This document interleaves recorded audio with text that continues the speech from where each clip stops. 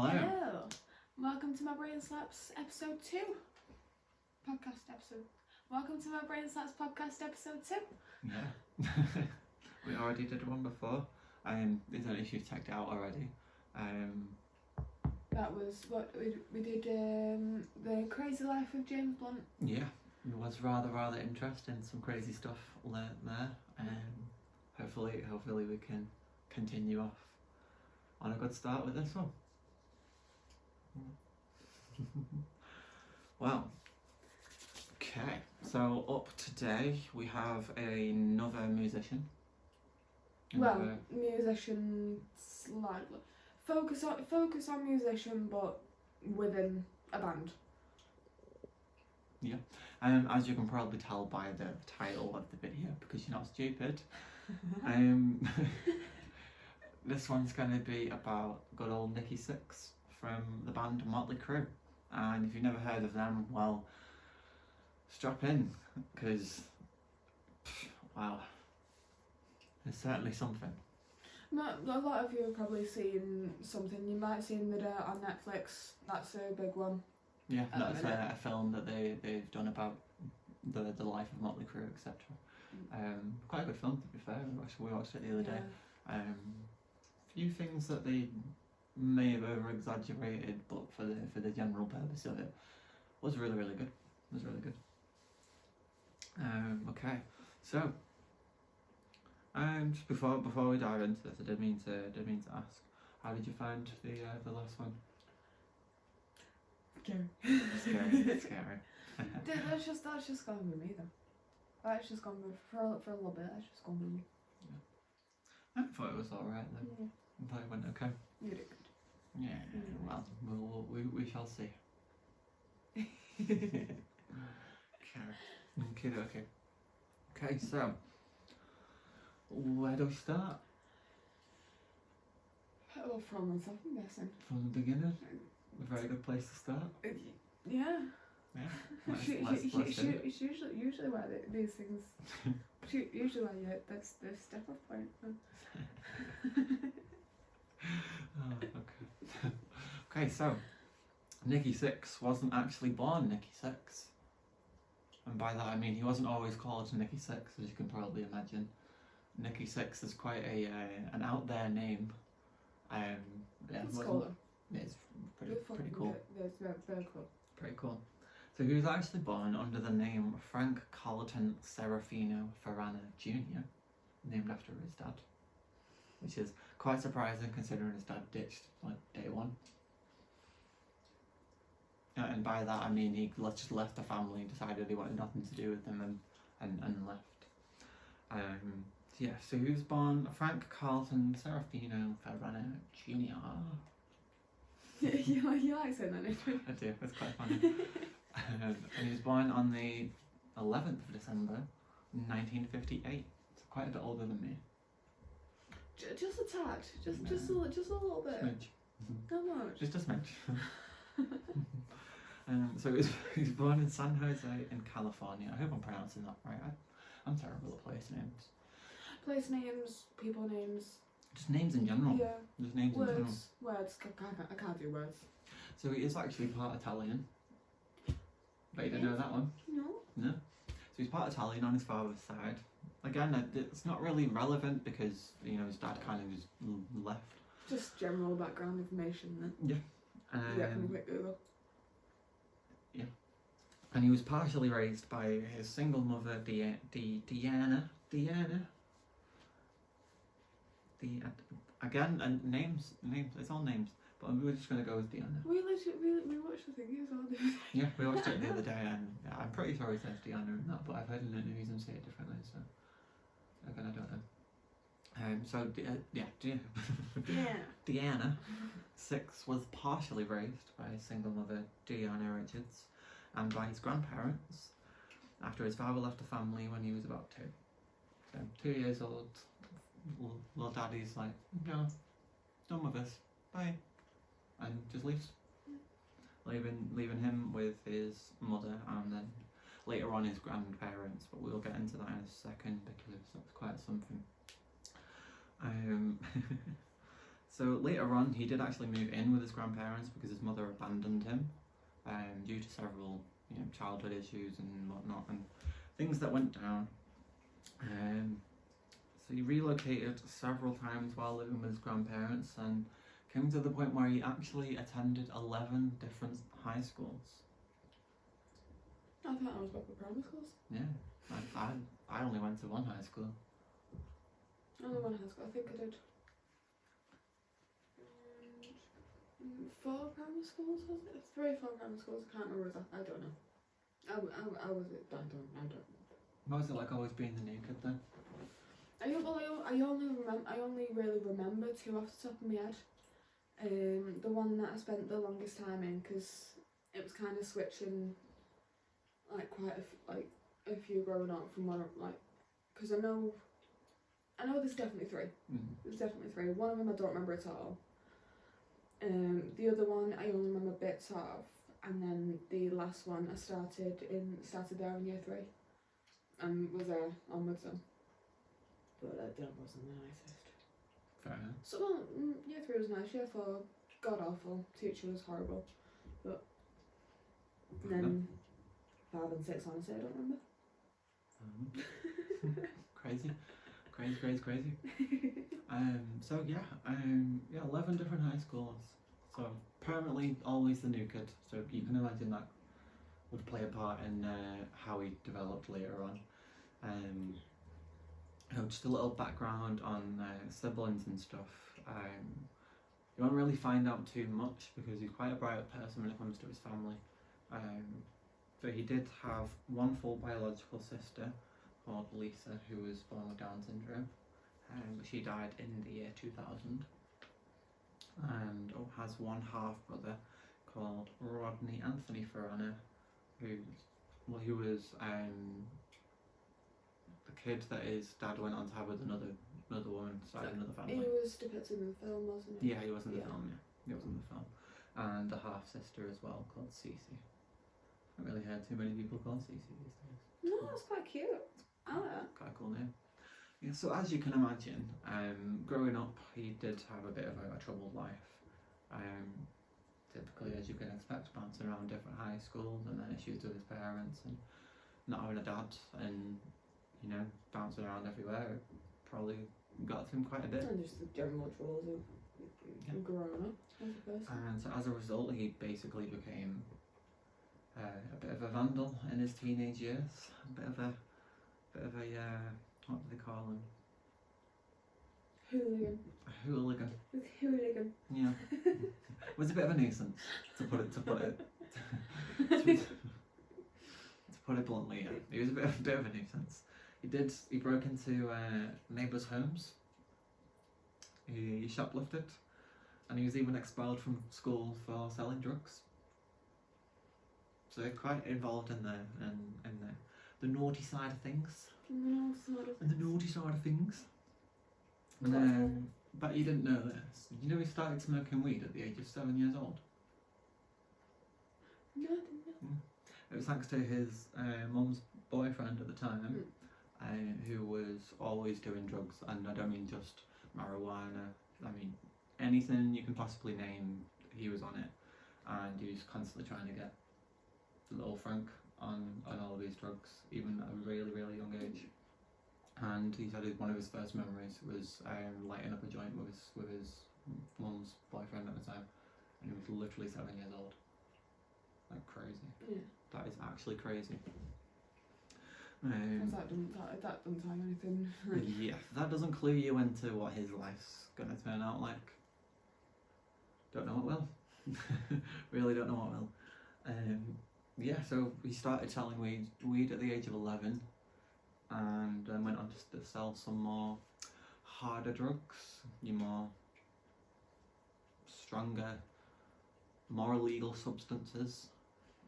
He did actually go and get arrested quite a few times for possession and whatnot. I don't think he did any jail time. I think it was all just community service. But he was no stranger to jail. Absolutely no stranger to jail. Later on, in and out in there all the time. Yeah. Made friends with lunch ladies and everything. Oh, wouldn't you? Never. because of all of this teenage drama and then breaking into people's places and doing drugs and all of that, his grandparents did actually send him back to live with his mother, who would move to Seattle, but that proved to be a rather bad idea for both him and her, because this is where it all came to a penultimate end for the two of them. He lived there for a short while, and this is where he learned how to play the bass guitar, which is the instrument he's most known for. And surprisingly, he bought this first bass guitar using money that he got from selling a guitar that he stole from someone's house. So if it wasn't for him shoplifting and breaking into people's homes, we might not have Motley Crue. We might not have Nikki Sixx. That is a thing though, as like, I mean, like stuff that we're gonna be covering in the future and all that kind of things. Like, as horrible as these stories are, as much as like you wouldn't wish these kind of lives on anyone, if it wasn't for these kind of lives, like, you probably wouldn't. And like I said, I'm not wishing it on anyone. I'm not saying this should have happened in any way. But if it, like I said, if it, again, like you say, if it wasn't for this, yeah, it just wouldn't have happened.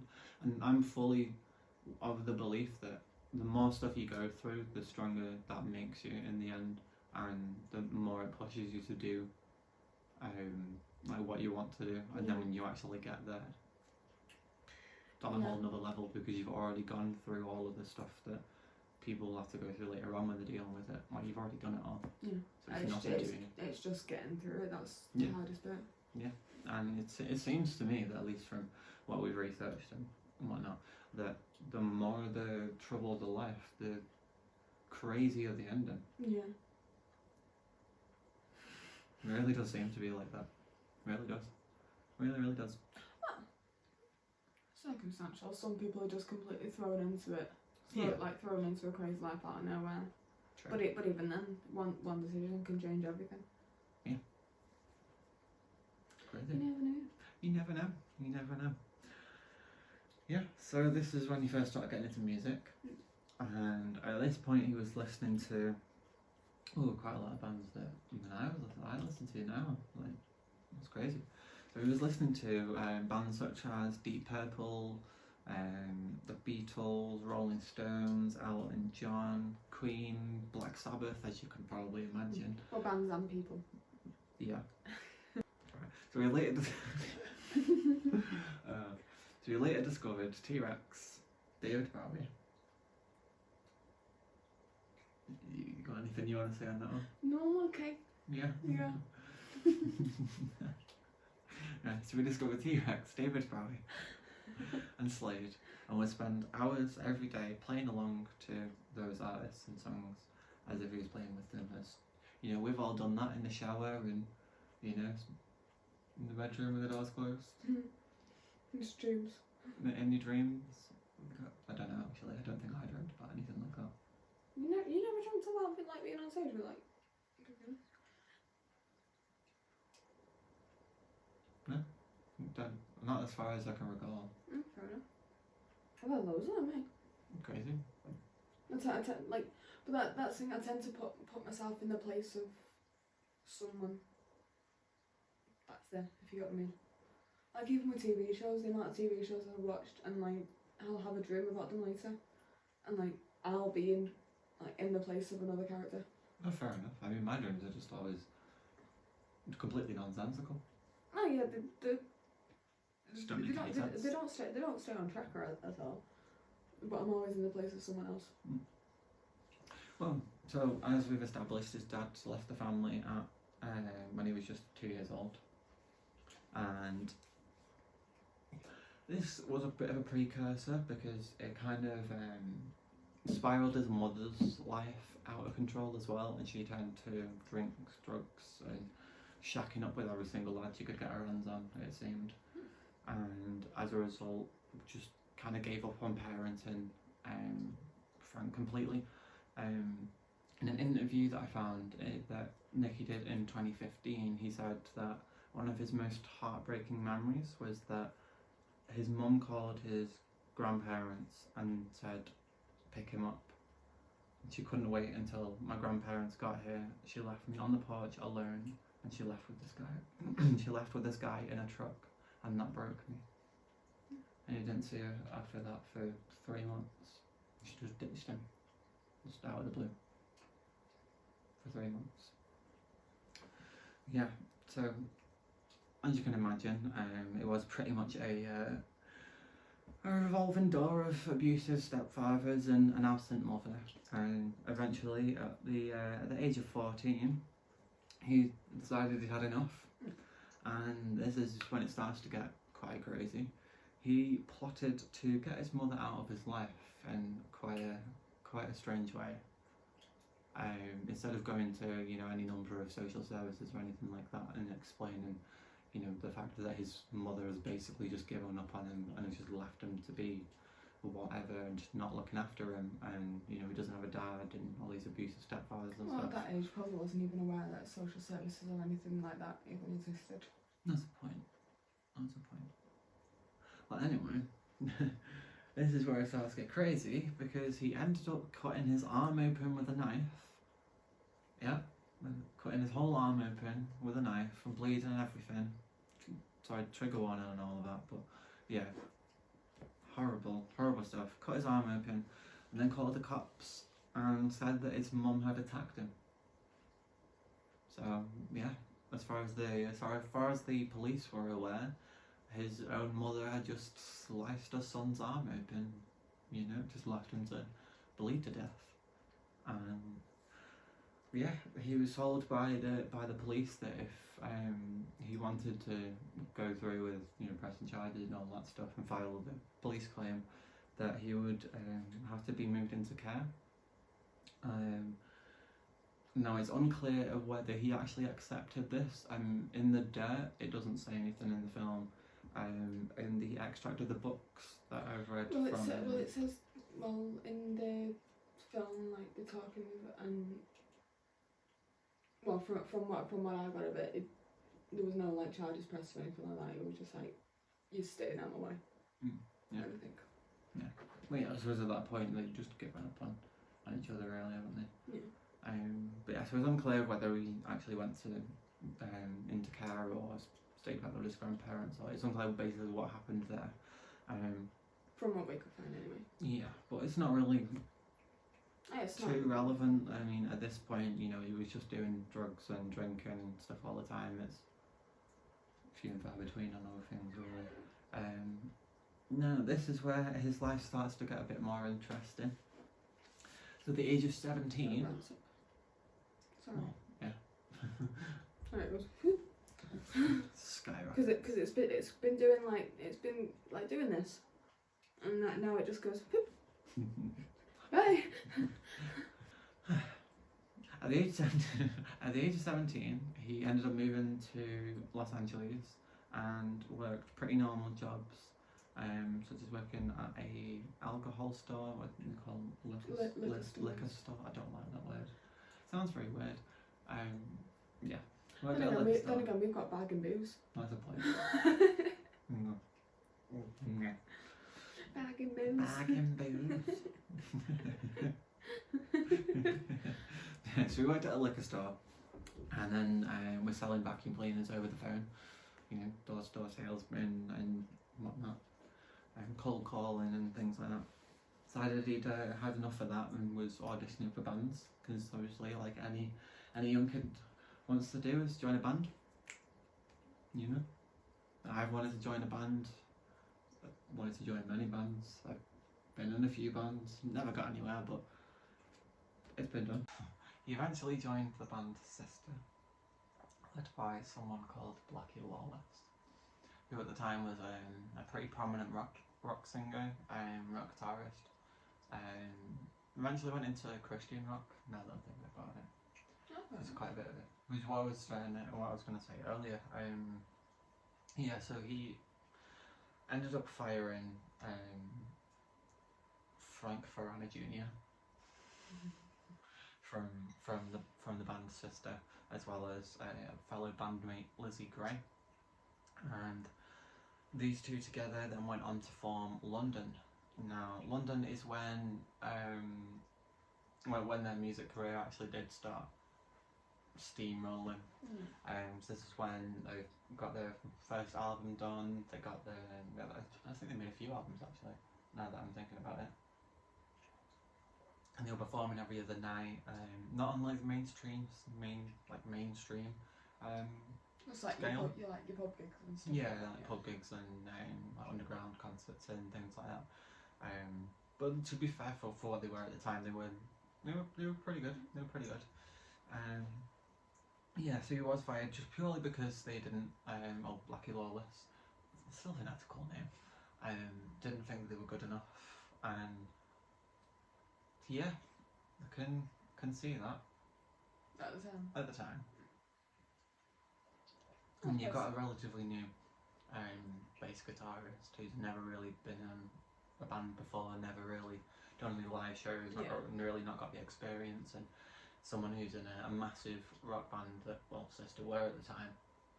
You kind of want someone that knows what they're doing and has that stage presence, and you can trust to pick up a guitar and run with it. You know what I mean?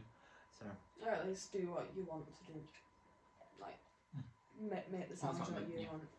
Obviously, if you're in charge of it, you're gonna want what you want all the time. So yeah, Farana and Gray together had a pretty good career with London, and it was around this time, about halfway through 1978, when he decided to officially change his name to Nikki Sixx. So therefore, the old Frank Farana Serafina, whatever his name was, that's finished, gone, because he wants nothing to do with his family. As far as he was concerned, his dad had left his family. His dad had left him. His mum, non-existent. He loved his grandparents, yeah, but as far as he was concerned, he was done with the family. It was him and just him. It was just him, and that was it. It was time to face the world. Yeah. But I bet you didn't know this, is that he was not the only Nikki Sixx that there's been. He actually stole the name from someone. Yeah. He stole the name from someone called Jeff Nicholson, who was the frontman of a California cover band called Squeeze, who went by Nikki Sixx, but spelled it with one K in Nikki, so N-I-K-I, and then Six was spelled S-Y-X-X. Oh, I prefer that. Yeah, same. That's nice, isn't it? I like that. It's really good. It's really, really good. I really, really like it. So he saw that and thought. I remember I was reading in the research for this. I was reading an article, a bit of an extract from one of his many biographies, and in it he was saying he I think it was a festival that they were at or something like that he saw them playing, and he genuinely just thought, oh, that's a cool name. It's mine now. To be fair, that's the best way to be with names. Yeah, 100%. And he just took it and earned it. Straight from that day on. It was just, yeah, I'm Nikki Sixx now. If you like a name, you want it, use it. However, this one obviously, as we all know, is spelled with 3 K's in the I, in the N-I-K-K-K-I. Bit of a strange one, that one. Yeah. But yeah, it is what it is. And the Six is obviously spelled how Six is spelled, but with an extra X. But no, I prefer the other one. I really like the other one. That's cool. Same. So, after a number of lineup changes and, albums and whatnot, London added former Mott the Hoople singer. I don't know if you've ever heard of them. Mott the Hoople. Another relatively well-known band at the time. There were quite a lot of bands touring around last year. It was a bit of a circuit. Yeah. Everyone was trying to make it kind of deal. And that was just one of them. No, it was a music business, wasn't it? Yeah. Everything kicked off from it. Mott the Hoople. What a name. Yes, added a former Mott the Hoople singer, Nigel Benjamin, to the group, and recorded a 16-track demo in Burbank. This is London. Yeah. Yeah. The group. London. Yeah, Not in London. No, yeah. I think Burbank's in California. I Completely different I geographical location. I meant the group. I said the group. Shut up. Yeah, so after this 16-track demo, Benjamin decided to leave. Didn't really like it. Didn't feel like he fit in with the group. And after failing to find a replacement, guess who else left? Good old Nikki. So back by himself again, as we've seen many times. Yeah. So the group would actually go on to feature his former sister bandmate Blackie Lawless. Yep. Yeah, I don't even heard of the band Wasp. I think Does that sound more familiar to you? kind of, but I can't be sure. WASP. Yeah, well, he was the singer of them as well. Anyway, yeah. So they hired Blackie Lawless and hired someone called Izzy Stradlin, who at the time was with a band called Hollywood Rose, who then went on to be part of Guns N' Roses. Fair enough. And a drummer called Fred Corey, who later went on to be in a band called Cinderella. You ever heard of them either? No? We're going to need to do a bit of a deep dive on I'm useless. 70s and 80s rock. I don't know this. You're gonna have to do it. You're gonna have to do it. Now this is when we start to get quite into it, because this is around the time after I think it was after like 6-7 months or something like that of not being in any band whatsoever, not really being associated with any kind of music acts or anything, and he decided to go and check out a few concerts to see if he could find anyone to start a band with. And one fateful night he decided to go and see a band called Sweet 19. Do you know Sweet 19? Know the name. You know the name? Yeah. You stop asking me. Anyway. Now the band Sweet 19 he found quite impressive. Mainly, in particular, their drummer, who, surprise, ended up being Tommy Lee. So this is where the two of them met each other and became friends.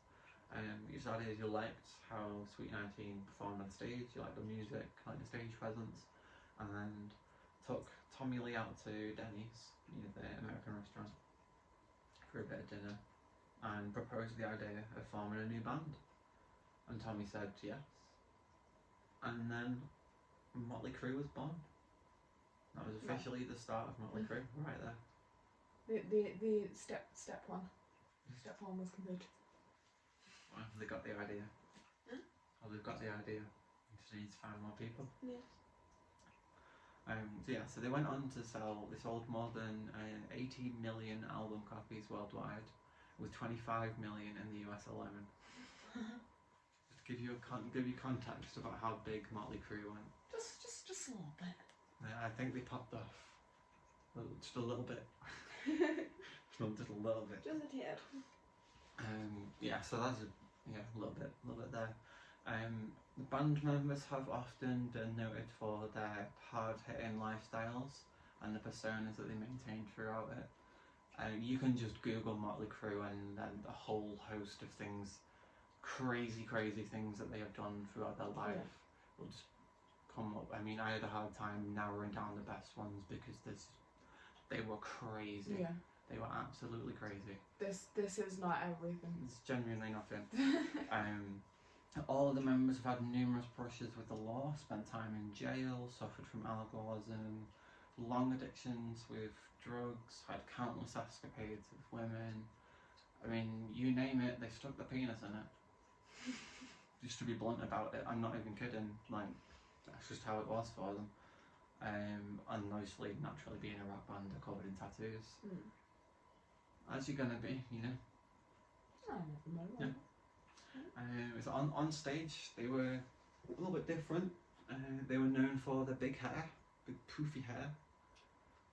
They were known also for their elaborate stage costumes featuring big platform heels, tight pants, and crazy accessories.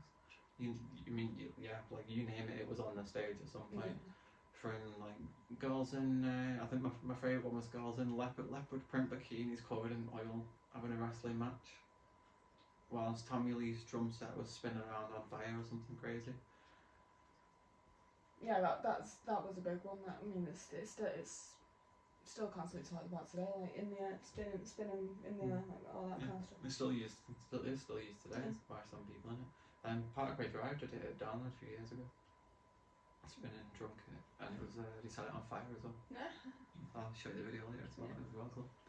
Yeah, so the band Motley Crue was formed on January the 17th, 1981, when obviously Nikki Sixx left the band London and began rehearsing with Tommy Lee and a vocalist called Greg Leon. And Greg Leon is completely irrelevant to the story. Just forget that he existed.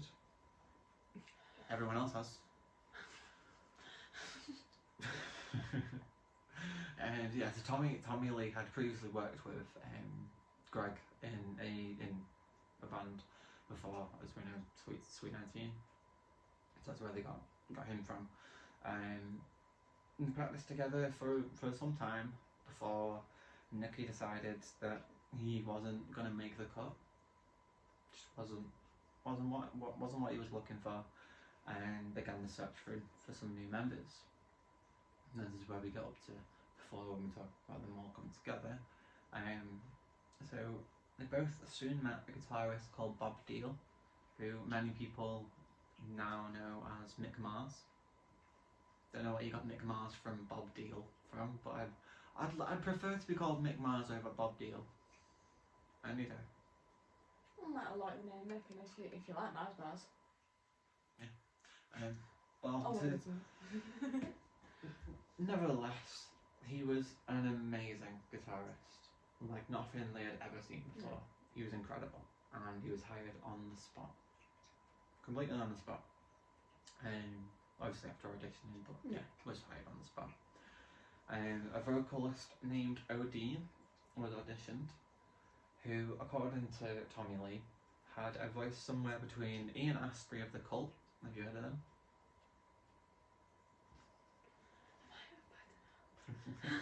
I think we should just do a segment of bands you've never heard of. It's called Feel Love. It's called Feel Love. Klaus Main of the Scorpions. No. Fair enough. Basically, for context, what they were trying to go for was someone with like the intensity and stage presence of David Bowie, and like the vocal capabilities of him, as well as like the energy and the charisma and the powerfulness of someone like Eddie Van Halen and David Lee Roth. You know, those kind of powerful anthemic singers. So that's what they were kind of going to go for. But yeah, it didn't really work out for him, as Nikki didn't like his attitude. Yeah, just didn't like his attitude. And Mick Mars thought he was a hippie, which for Motley Crue, bit of a death sentence. Yeah. Not really the right crowd. You know, hard hitting heavy metal, leather jacket. Like studding belts. Yeah. Next to long flowy clothes, little necklaces, hom namana, and all that stuff. Yeah, I feel like that would have been hilarious. It would have been quite a mix up, yeah. Yeah, so they threw him out, just there and then, bye bye. And history has basically forgotten that he's ever existed.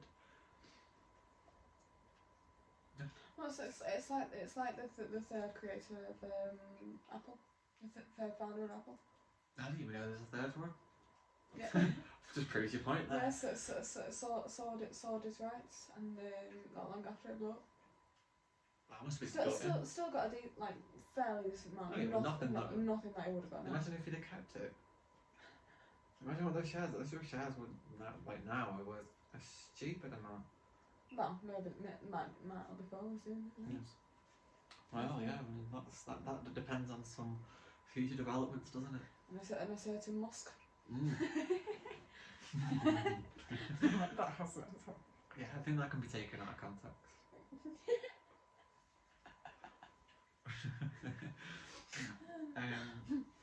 So Tommy Lee. For those of you who didn't know, he was the guy who was played by Machine Gun Kelly in The Dirt. I do recommend you go watch that. It is really, really good. It's an awesome film, and I've watched it many, many times, and I will continue to watch it many, many times. It is really, really good. It was really well done. I only watched it once, but I shall be going back. Oh, I'm going to make you go back. No, that's fine. Happily. That was going to happen. That's fine. Yeah, so Tommy Lee had known a singer called Vince Neil from their days at high school when they both went to Royal Oak High School in Covina, California, and the two had performed in different bands on the garage band circuit. So everyone was performing in the garage, like that seems like quite an 80s thing, that everyone performing in the garage. You don't really see it that much nowadays. I don't think. It's not like music isn't the same anymore. No. Well, it's completely different now. I think the thing is with that, the reason it was mostly in garage and stuff like that is because it's instruments at the end of the day. People didn't want them in the middle of the house. Yeah. So if you go out there, yeah, you can probably still hear it, but it's gonna be a lot quieter. Yeah. Whereas now, you can just plug everything into your computer. Yeah, I mean, I can go on an app on my phone and literally within 5 minutes literally make a track, like release quality track. I'm not just talking like a few keys and this, that, and the other. I mean, I can literally build up a whole entire song in literally 5 minutes, and that's how much music has changed. And that's crazy. Yeah. Gone from people having to learn instruments and having to learn music theory and having to learn how to do stuff to, which is cool. Yeah. But on the other hand, it completely eliminates the need for musical talent and musical ability. But the thing is, you still do have to be good at that. Because I mean, but nowhere near to the same level. Because I mean, you can make something passable. You can make something that might be in the charts. But with how saturated music is these days, like that's not saying it's any good. No, I mean that goes back to what I was saying the other day when we were in the car, and we were in the car. On the way to a bit of a bonfire night thing Firework display. Yeah, firework display, and we don't really listen to pop music, but I swear at least 7 songs were played in a row, and I couldn't tell the difference between any of them. It was the same chords, the same beats, the same drums, same pads. Everything was just exactly the same, just different lyrics. No, we're not saying any of them people who worked on them songs don't know what they're doing, because obviously they do. I mean, it's got them that far. No, it just means be more original, have better ideas. But then it's how will that work in? Well, well, you're bringing it back to like rock music and everything. Like that was the whole big thing with rock music, was to be yourself and make something new, make something original, make something that no one's ever heard of before. Like that was how you got big, and that's what Motley Crue did. And I do feel like it is getting back to that slowly. We're starting to see little one, like a few people coming up. Yeah, but it's mainly rock music, really. Seems to well, rock and rap, I reckon, but even rap music's somewhere else now. It's not the same. But that's a whole conversation for another day. Because I could be here for a good couple hours talking about rap music. Oh yeah, you could be here for 3 days. You could be here literally for 3 days talking about rap music if you had the chance. Yeah, 100%. Genuinely. If you do want to hear that, an entire 3-day video, get in the comments, because I'll do that. I'll do it for charity. Genuinely, I'm being serious. I'll do that for charity. I will talk about rap music for 3 whole days, providing that donations get made to some charity. Well, I'll just set it up with them. Set a live stream on the fish for the night. Yeah. Well, the thing is, we literally would not be doing a thing. They'll both be sat down here, sleeping, doing nothing. If that one's back in by that time, be sat there doing nothing. Yeah. For y'all that don't know, we have a few fishes here before we get back into the podcast. Neptune and Nova, 2 little adorable little things. We do have a 3rd one in a tank over there that was in with them, but due to a bit of bullying and whatnot, we decided to separate them until it gets a bit bigger, because it's only a baby. But if you do want to check them out, we do have an Instagram and a TikTok. Cheeky self promo. Called. Have you not put any fun up in a while? No. He's got on that one. Yeah. Yeah. So if you do want to check out the fishes, we do regularly do live streams with the fish. I just put the camera on a tank and just leave it for a couple hours, and you can just feel free to watch all the fishes swimming around. Yeah. There's funny videos and stuff that, well, at least videos I think are funny that are made of the fish on the TikTok that we share on there as well. So yeah, if you want to see the fishes, then there's that for you. Yeah. So we've got what are we? Double fantail, is it? Yeah. So it's a double fantail cross Ryukin, I think. But it's definitely a double fantail. It just has some properties of a Ryukin goldfish that makes you think that it is. Yeah. And a black moor. In that one. And in the other tank we have a little baby orange and black, what's it called? Pearl scale, otherwise known as the golf ball fish. Tiny right now, not golf ball just yet. When it's grown, we're going to have to show you all the pictures, videos and everything, because it's going to literally be a ball with diddy little fins and a little head and a diddy little tail, and it just wobbles and rolls around, and it's so cute. It is adorable. It's a little bit too tiny for them to just yet. Yeah. So. And like I said, there's the shrimp in there as well. They occasionally make a bit of an appearance, and a snail. Yeah. Well, there used to be two snails. One of them's MIA at the moment. It has been MIA for the last 3 months. I'm not entirely sure where it is, but the other one pops out quite a lot. Yeah, it's on the 8080 there. Can just see all the moss there. It's a little rabbit snail. It's adorable, and when they get bigger, you can actually see their little faces. Like they have 150 different facial expressions, so you can literally look at a snail and know what it's thinking and feeling, which I thought was pretty cool. I thought that was pretty cool. And they are adorable. It's a little black and yellow spotty thing. When it comes out, that is. Yeah. Right. Yeah. Back onto it. Yeah. So where are we? Oh yeah, Vince Neil, the singer of Motley Crue. Yeah. Okay.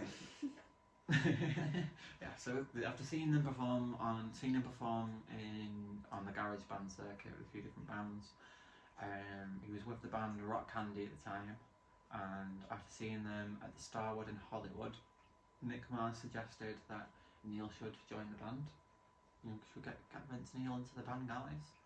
And yeah, Nicky wasn't thrilled with the idea.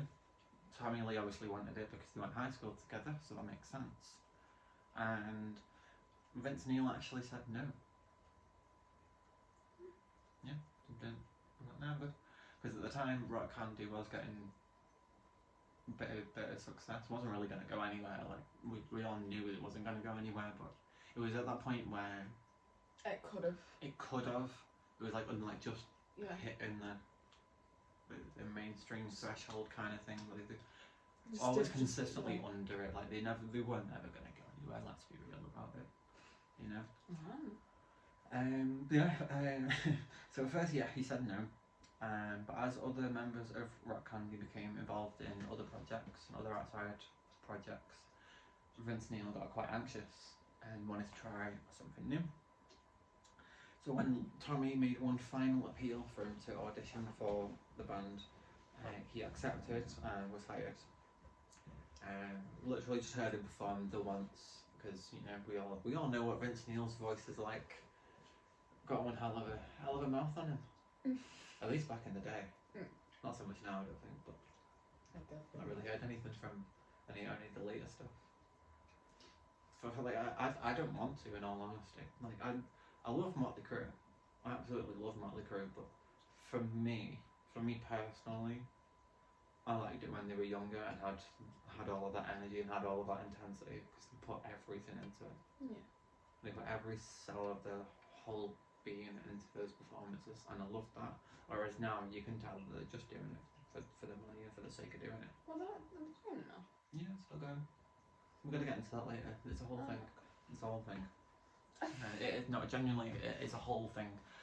The end of Motley Crue, because technically they're not a thing anymore, but technically they are.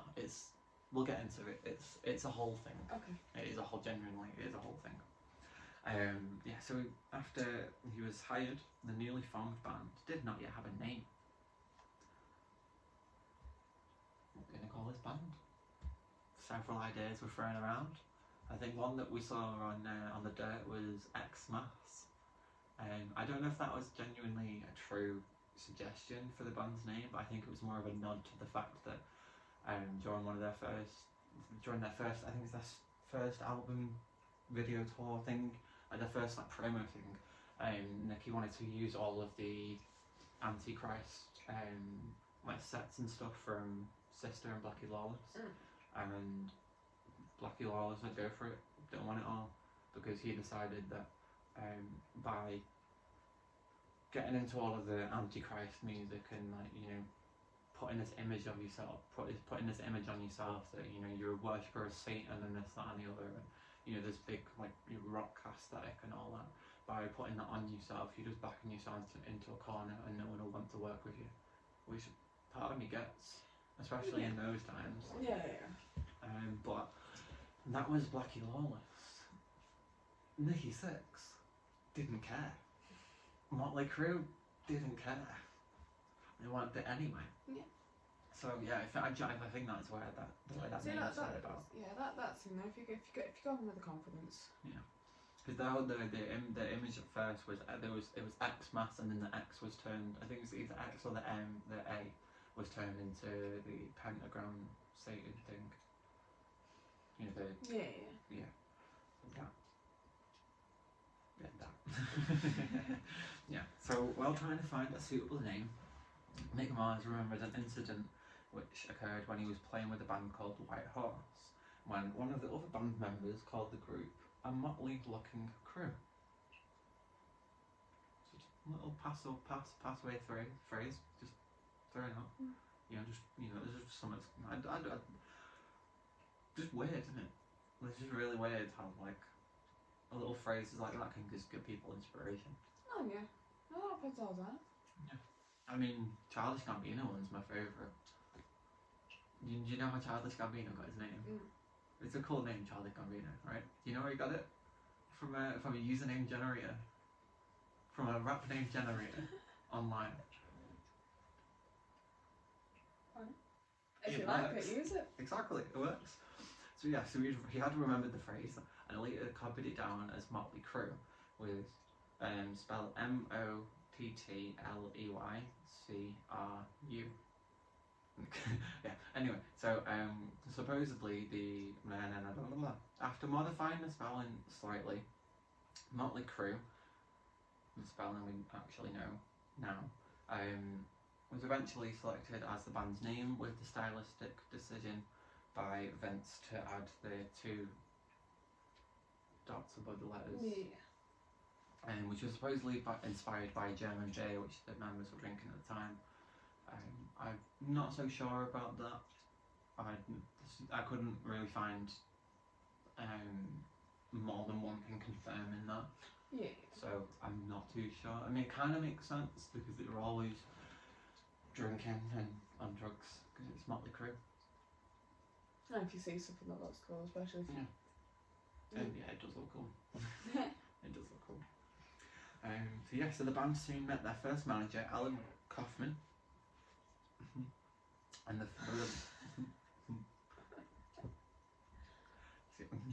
band soon met their first manager, Alan Kaufman, the 38-year-old brother-in-law of Mick Mars and the driver friend of Stick.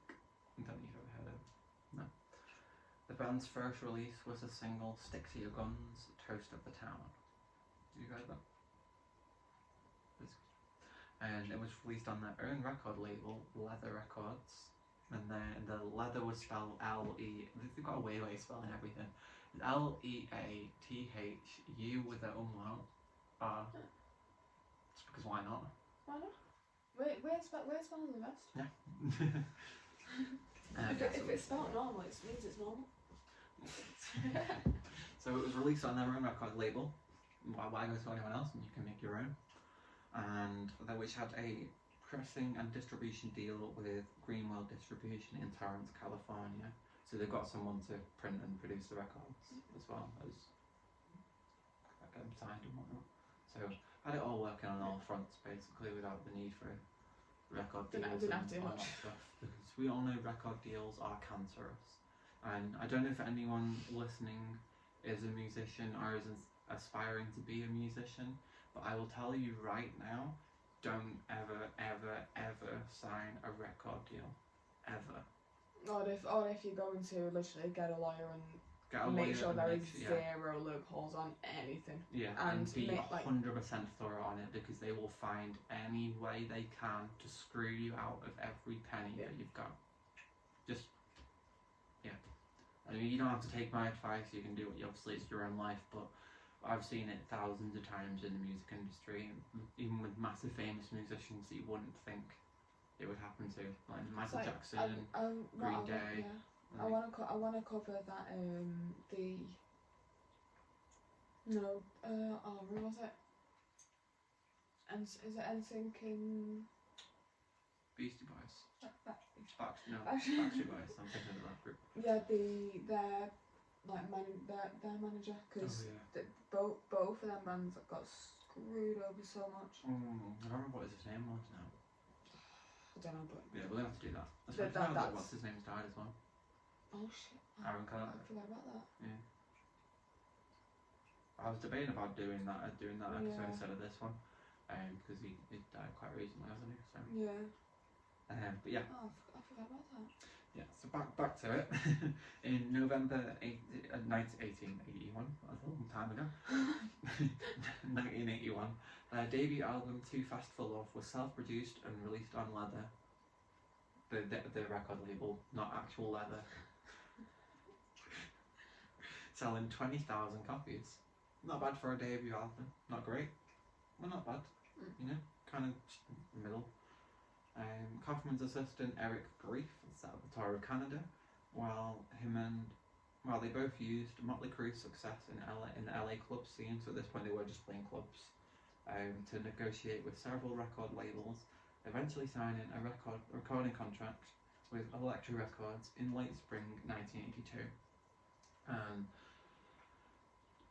I think we might even need to do a whole podcast on Elektra Records, because a lot of shady stuff went down, especially with Motley Crue and Elektra. But yeah, anyway, Elektra's insistence, the debut album was then remixed by producer Roy Thomas Baker and re-released on August 20th, 1982, which was 2 months after its Canadian Warner Music Group release, using the original Leather mixes. So you're basically just using the same track but just re-releasing it under a different record label, just so they could get the money. Basically, literally the only reason, like, it was already released, it was already doing well. They just wanted to do it again because, you know, they get their name on it. Yeah. And to coincide with the tour that they were going on, the Canadian tour. Yeah. So, just to get an idea of, if you've not listened to them, an idea of what their music is, like, is imagine a cross between like Guns N' Roses and Van Halen and all the big like Aerosmith and any others you could think of. It's big hard hitting, heavy, fast rock.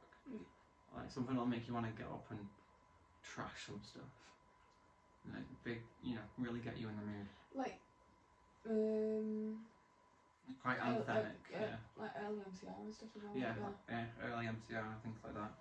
Like Kiss and that kind of music. Like glam metal, like big hair metal and all that stuff. Like basically all the stuff that we associate with 80s rock and metal is pretty much down to Motley Crue. In a nutshell, basically. So they went on several world tours, released 9 studio albums. Like we said earlier, sold for 80 million copies, 25 million in the US alone. And during this time, they really, really were completely wild. lived up to the name Motley Crue in a sense, because they trashed everything. Hotels, rooms they were staying at, recording studios, you name it, if Motley Crue set foot there, they trashed it. To the point where hotels would not let them stay unless they had a $15,000 advance payment because of the amount of damages that they would ensue. Yeah. To the point where I remember reading the story about how I think it was either Vince or Tommy peed in a bathtub, just completely filled a bathtub with his pee, and then tipped it out the window. Yeah. Just crazy, they're just mental. The logistics of that are not making sense to me. No. But, you know, drug-fueled parties and whatnot. You gotta do what you gotta do. Yes. And chucking TVs out of windows, and I remember it's in the dirt as well. It's actually a true story. I watched an interview of him confirming it. You know the scene where Tommy's running down the hallway of the hotel, and then two people come out the door to look at him, and he screams in the face, and then starts laughing at them and then runs off. That actually happened. Yeah, it actually happened. I can imagine you doing that. Oh yeah. Yeah. Given the right circumstances. If you were incapacitated enough. Yeah. Depends on what. But yeah. So yeah, they were basically the epitome of the word rockstar. Like when you think of rock stars and stuff back in the day, how they just did not care at all. You've got to thank Motley Crue for that. They were the originals. They were the. I mean, obviously, like Kiss and that were quite bad, and obviously other bands and stuff take the mick and that, and trash stuff, because that's just rock bands. But Motley Crue took it to a whole new level. Well, as well, now, if you're always getting away with it, you're always gonna do it, and it's gonna get to the point where you're not gonna want to stop. Yeah, well, that's the thing, isn't it? Like, they knew they were rock stars. Like, they knew they could do whatever they wanted to. So who was gonna stop them? Who's gonna really come up to a bunch of like heavy metal singers and band members who don't give a flying care in the world about anything, who regularly start fights in their own shows, you know, who start on anyone, who stick the penis in anything, you know, they really do not care. Who's really gonna go up to them and say, "Can you stop doing that, please?" Plus, with how big they are as well and how much money they brought in, like, alone. Yeah. Who's going to say no to him? Money rules the world. That's a whole nother conversation. So yeah, talking about money. They were making more money than they had ever had before, and spent it faster than it came in. Which obviously you would if you just come into literal millions out of nowhere. Like, with pretty much how it happened. I remember reading a thing from Nikki himself saying one day his bank account went from 17 cents to 3.6 million in the space of half an hour. So you can imagine how much that money went to their heads. Yeah. And considering they were already always drunk and on many different concoctions of drugs, but it just added to it. So yeah, it was wild booze and drug-fueled parties, flashy cars, houses, you name it, they bought it. You know, pretty much.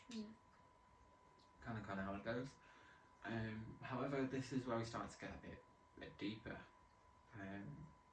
Behind the scenes, for Nikki at least, it wasn't the amazing rock star life that everyone had thought. Inside, he was hiding quite a terrible demon, and as we know now, it didn't come out until quite a few years later. He was addicted to heroin. Something that he started doing with his then girlfriend. Well, from my research at least, you can't specifically tell if they were actually, you know, together, because like sometimes he would say that they were, other times he would say that you know, she was just there for the drugs and, you know, that kind of stuff. The gist of it is she introduced him to heroin and taught him how to freebase and all that stuff. And basically, yeah, got him started on that.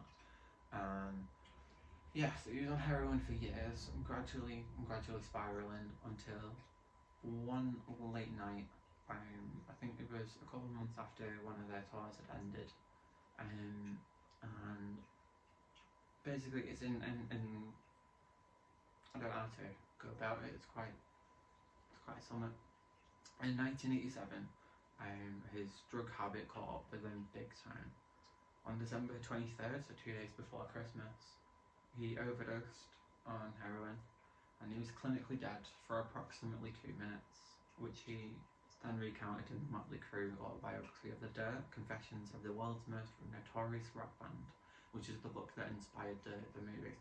I do recommend reading that as well. I've read a few chapters online and it is really, really good. It's quite interesting.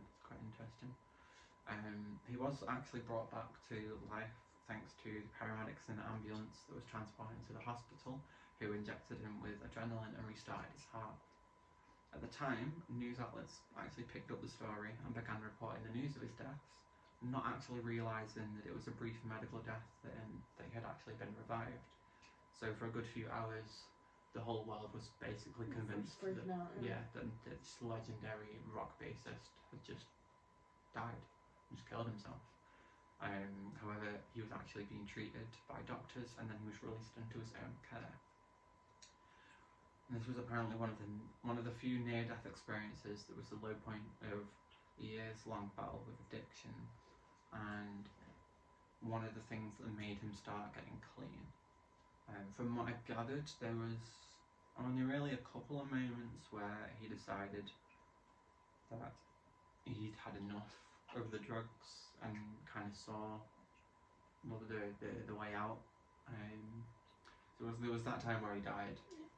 And then there was another time when, not as severe, but also kind of is if you truly understand the scope of how heroin affects you. One time he had run out of heroin or whatever, and heroin withdrawals are quite intense. I can't speak from any experience or anything like that, and obviously don't take my word for it or anything.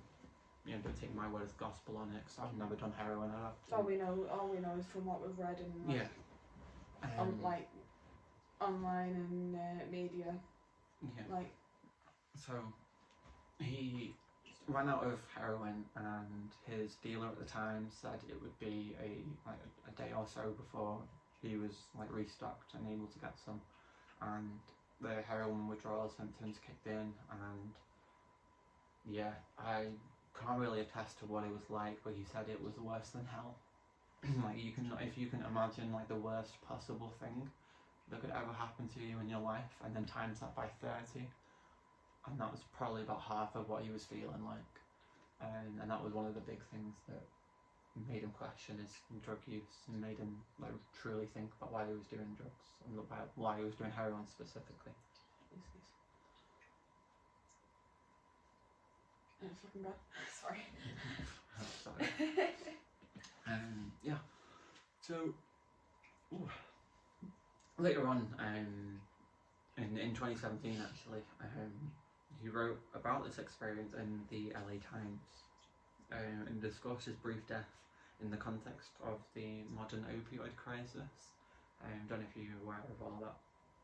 Them saying that OxyContin's safe and all that, and then pumping it out to everyone. And getting everyone hooked on it.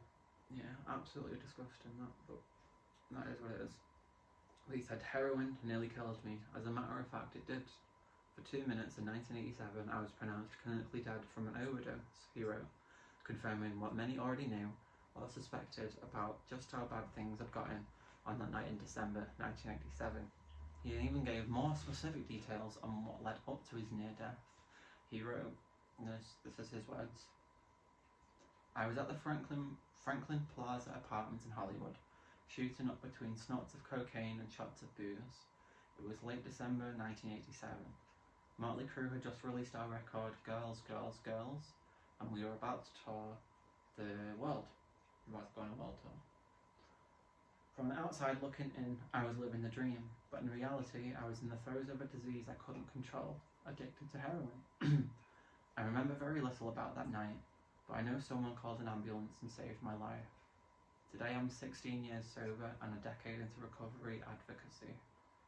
And to further this point, he has actually completely turned his life around and used this second chance at life to try and help others who are going through the same thing. He's literal living proof of the depths of addiction, but also of real life miracles, I think. I think that whole story is crazy. Yeah. But So literally from the very bottom. And get yourself back up to a point where you're able to help others. Yeah. And not just like help others and like just giving advice and all of that stuff. He set up his own rehab centre, his own heroin recovery centre. He's like really, really involved in getting people off drugs. Like he's massively up there, and it's one of the things he spends quite a lot of time on, even to this day. It's completely changed his life, bro. It's mad. It's genuinely like I just find it baffling the complete polarity between early Nikki Sixx and like now Nikki Sixx. That's what it takes. Though it takes literally having, well, in his case, dying. Yeah. On top of everything else. But it does, like, I feel like anyone who ever does something meaningful has always got a story why. There's always a why, yeah. Yeah, but it's never really a good why. It's always born out of tragedy. Yeah. Oh, it's everything good is born out of tragedy. Yeah. As horrible as it is. Yeah. So, for those of you who are curious, because I know I was, he never actually made up with his mother. After all of this, I mean, I completely get it. I can completely see why he wasn't bothered. And she died when she died in 2013. He said that he felt like he couldn't go to the funeral, as according to him, she didn't deserve it. Which, again, is horrible to say, but I get it after everything that she's put him through. And well, it's one of them. It's one of them. He like she may have been his mum and everything, but at that point in his life, they didn't know each other. Yeah. It's like me saying, like, just walking past, and that was very different. But like walking past someone on the street, and then I find out that person I walked past ended up passing away. I'm not gonna go to the funeral because I saw them once. I still have no clue who that person is. They could have had a name badge on saying I work as this, everything. I still don't know you. I don't know you at all. Genius. Yeah, no, I get you. Yeah. I get you. Apparently she had a health condition. I can't remember. No, I can't remember anywhere saying specifically what it was, that she had. But anyway, that contributed to her like dying. And he was aware that she had this medical condition and knew obviously that was the reason of her death and everything. But he said that he felt it better for him at least to let her die alone after the years of neglect and abuse of a child. And also that when one of the first few times she did actually approach him to try and sort things out, she ended up having a go at him about his looks and choice of profession, and at the same time was trying to claim his success as a result of her, when he was completely self-made and did it all himself. And I couldn't understand why at that he was like, no, I'm done with you. Like, you abused me and neglected me, you ruined my childhood. I was nothing to you. All you cared about was your little boyfriends. You left me by myself. I've gone off and made myself successful. I'm now part of one of the biggest rock bands of all time. And here you are trying to say that it's on you. I don't think so. I don't think so. Again, you know the name, but you don't know the person at that point. Yeah. Yeah, that was pretty much the end of their relationship. Just non-existent to the very end. Crazy. So yeah, back onto Motley Crue. Just a little bit more, because we're getting into the end of it now, because they've done all their albums, done all the world tours and stuff. So if anyone's been to a Motley Crue like live show, get down in the comments and tell us what it was like, because I'd love to have gone. I'd love to go actually, but we're getting into that. We're getting into that. So speaking about live performances, live performances with Motley Crue were mental. Mainly known for flamethrower guitars. What? Yeah.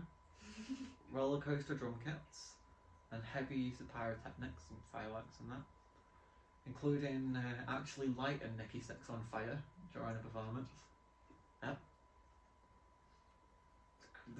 They are just crazy. Like I said, you name it, they've done it. I'm not even kidding. Their last studio album, The Saints of Los Angeles, was released in June 2008, and what was planned to be the band's final show took place on New Year's Eve, December 31st, 2015. It's not really that long ago. Not really that long ago. The concert was filmed for a theatrical and Blu-ray release in 2016, and after the final show, Motley Crue signed a document that prevented the band from touring again after their farewell road trip during a press conference on January 28th, 2014, in front of dozens of witnesses and the world looking in on via media coverage. And I remember this actually happening. They live streamed the whole entire thing. Like anyone who wanted to watch it could. Motley Crue can see it. And they basically signed this document that said that they could never tour again, and the Motley Crue was finished. Right. And it was called the Cessation of Touring Agreement. And this came into effect at the end of 2015 after that final show. And it contained a clause that meant Nikki Sixx, Vince Neil, Tommy Lee and Mick Mars would be the subject of a lawsuit if they attempted to break the contract. So basically, if they ever performed again under the name Motley Crue, they would be in breach of this contract. See where I'm going with this? Yeah. After more than 3 decades together, iconic rock and roll band Motley Crue announced the final tour and the band's ultimate retirement, they said in a statement. The announcement was solidified when the band signed a formal cessation of touring agreement effective at the end of 2015 in front of global media in Los Angeles today. So this news was accompanied by comments from the band members, and this from Tommy Lee. He said, "We always had a vision of going out with a big fucking bang and not playing county fairs and clubs with 1 or 2 original band members. Our job here is done." Guitarist Mick Mars added that their history had included more drama than General Hospital. "It keeps them watching and they keep coming back," he added. Motley Crue's attorney, Doug Mark of Mark Music and Media Law, was in attendance for the signing of the agreement, which they emphasised was the first of its kind. So it was the first ever agreement, the first ever official formal contract to stop a band playing. Because the thing with that, right? So you get a bit of context of why this was put in place, was because they were constantly announcing farewell tours. Constantly. They'd be like, "This is our final tour. This is our final tour," and they'd do it all. Next year, another album. "Oh, this is our final tour, guys." Next year, "This is our final tour, guys." But I haven't think of done that. Kiss did it quite a lot. Elton John's done it quite a lot. Quite a lot of big names have done it because they want to try and stay relevant. But Motley Crue was the first to be like, "Yeah, no, this is official." Well, to a point. Yeah. To a point. Other bands have split up over rancor or the inability of people to get along, Mark said. Just general bands. So you've been together for ages. You've been in all these like squished tour buses and all, you've been together for ages. There's going to be a load of arguments. You're not always going to get on.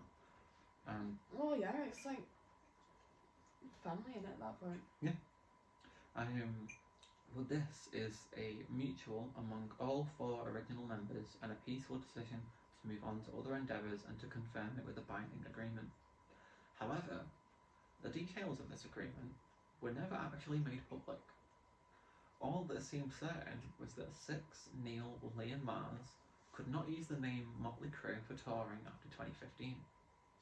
And even though they could be sued if they tried to break the deal, it wasn't clear who'd do the suing.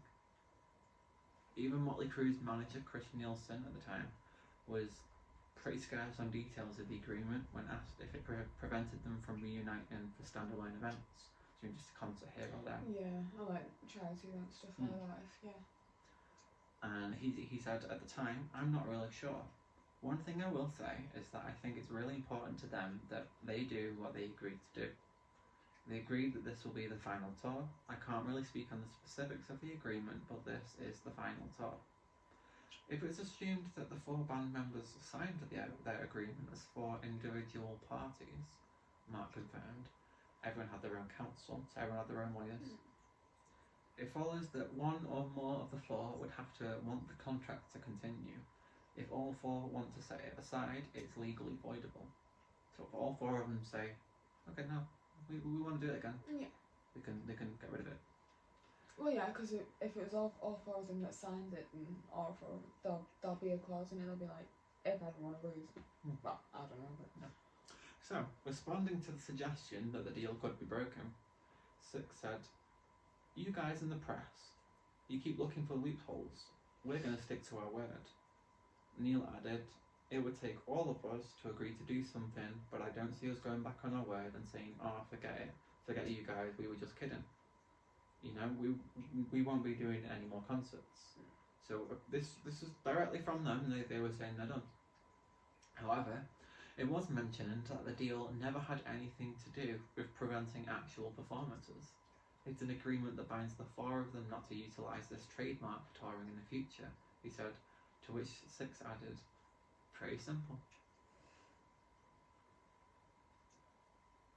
Fast forward to November 18th, 2019, and Motley Crue could be found announcing their reunion by posting a video on their Twitter account that showed the cessation agreement and the desk it was sitting on exploding into flames.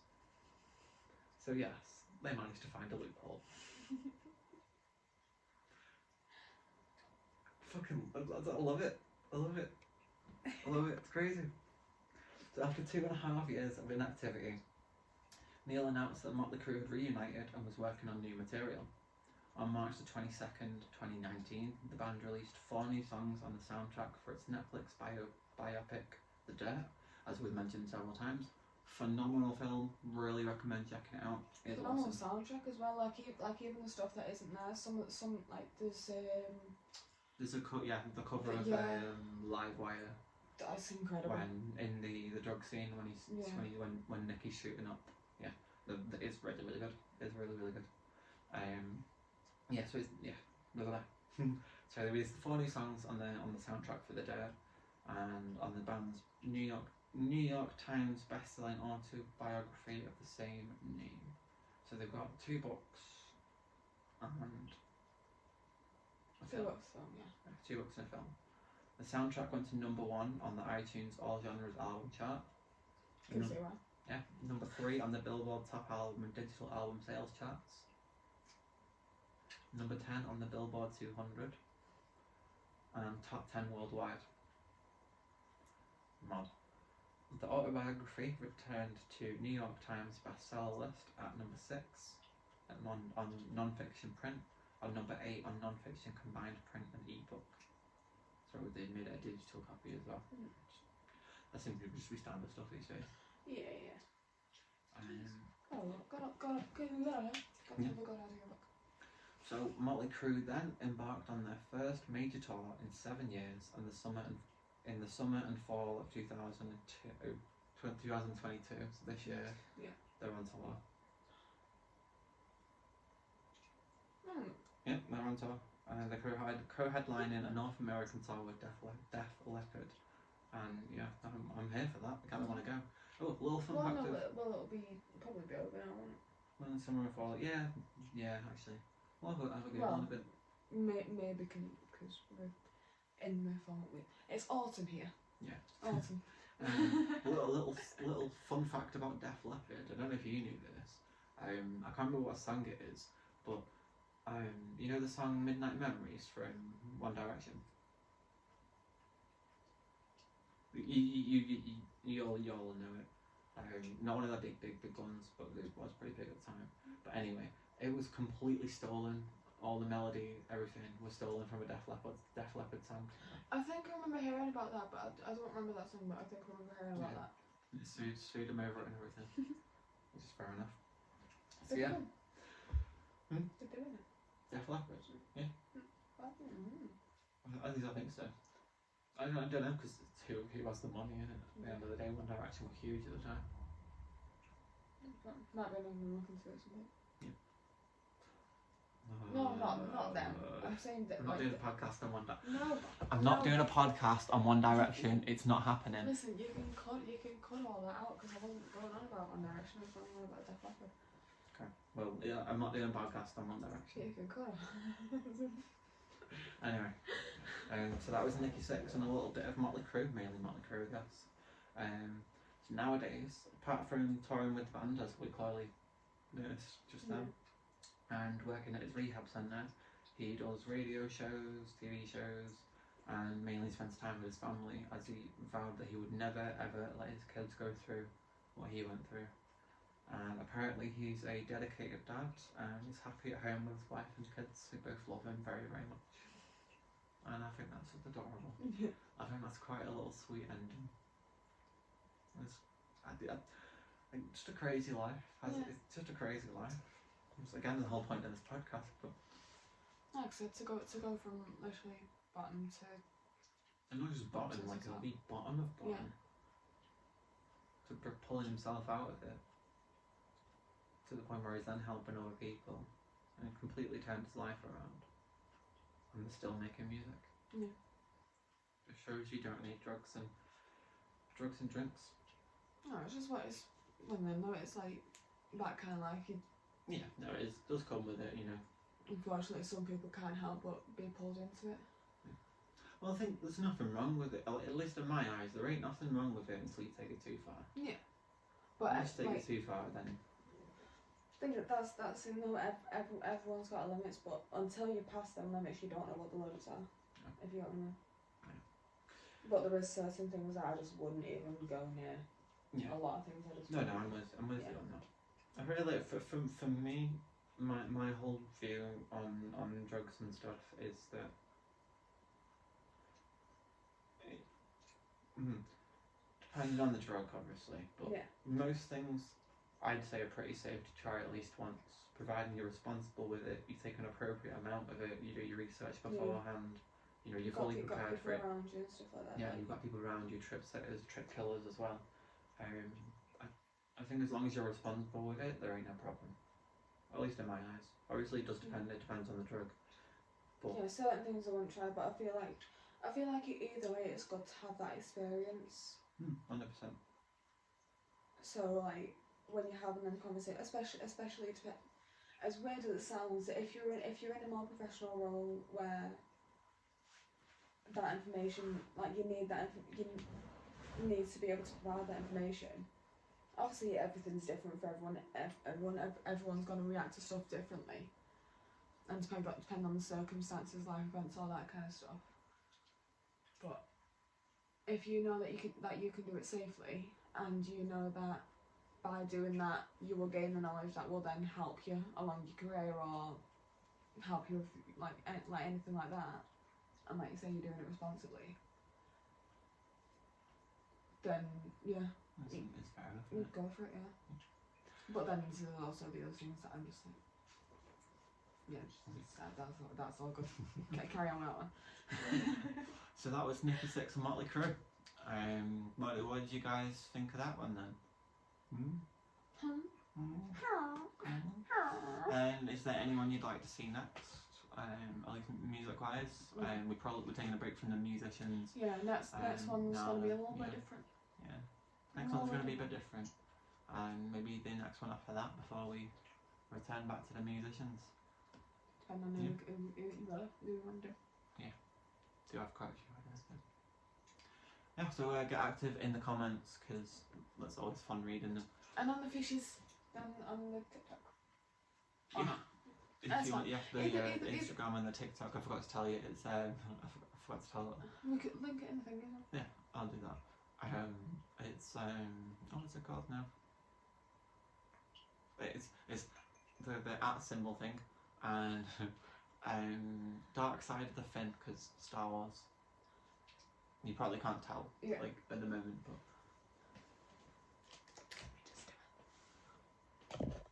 We've all got videos and stuff, haven't we? Yeah, we just put a couple of clips in, like when we talk about them. Yeah. And That's how good then. Yeah. So hopefully we'll see you for the next one. It is gonna be, not gonna say exactly what. It's gonna be a couple of 2 or 3 things we think we're going for. Yeah. Not music related. It's more just interesting things that happen in the world. Really. Yeah. Some things you might not have heard of before. Yeah. And even if you have, hopefully we can bring you a new perspective on it, or provide some more information that you didn't already know. Yeah. Yeah. Hope to see you there. See you in the next episode of the Mybrainslaps podcast.